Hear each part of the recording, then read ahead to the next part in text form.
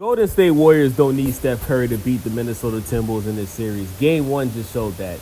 You have a game one where Steph Curry leaves the game early before it was even halftime with a hamstring injury. We just found out that he's not playing in game two, which means that this is a very serious injury. And the Minnesota Timberwolves, they still almost got blew out. They lost the game. They ended up losing by like 10 or 11 points. But there was no point in this game where it even looked like Minnesota was really going to make a comeback and get this W. Shout out to Nas Reed. Nas Reed was knocking down some threes to close that gap on the lead.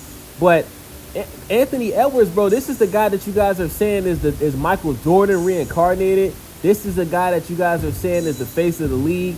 You know, we give him credit for eliminating Kevin Durant, Nikola Jokic, and now LeBron James and Luka.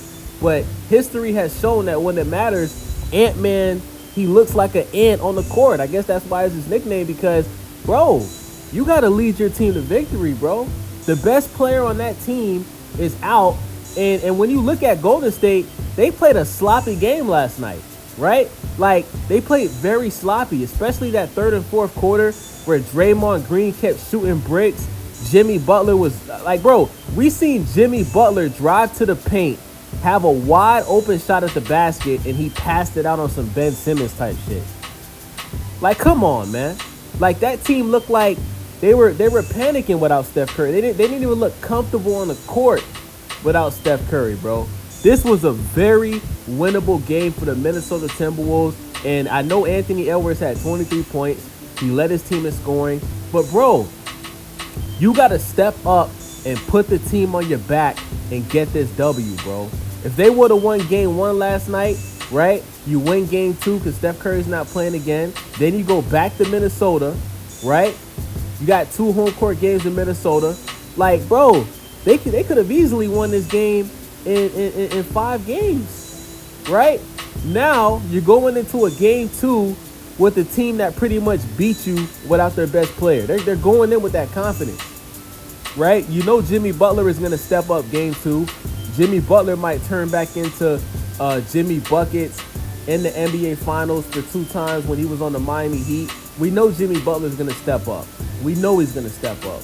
He's gonna feel more comfortable scoring because Steph Curry's not going to be on the court. You know, we have to place the blame on Anthony Edwards, man. Mike Conley had 0 points last night. Like, yo, how are you a starting point guard in the NBA and you have 0 points? Like, if I was the coach of the Minnesota Timberwolves, I would bench Mike Conley for the rest of the series, and I would start Rob Dillingham. Rob Dillingham would have at least had 10 points last night, bro. At least. Why is the coach not playing Rob Dillingham, bro? It's obvious that Mike Conley is washed. He's washed. This nigga should have retired at least 2 years ago, 3 years ago. Like, 0 points in the NBA playoffs and you're the starting point guard is insane, bro. Start Rob Dillingham, bro. He's one of the best draft picks from last year's draft. He just doesn't get playtime, bro. The coach is just not giving him a chance to shine.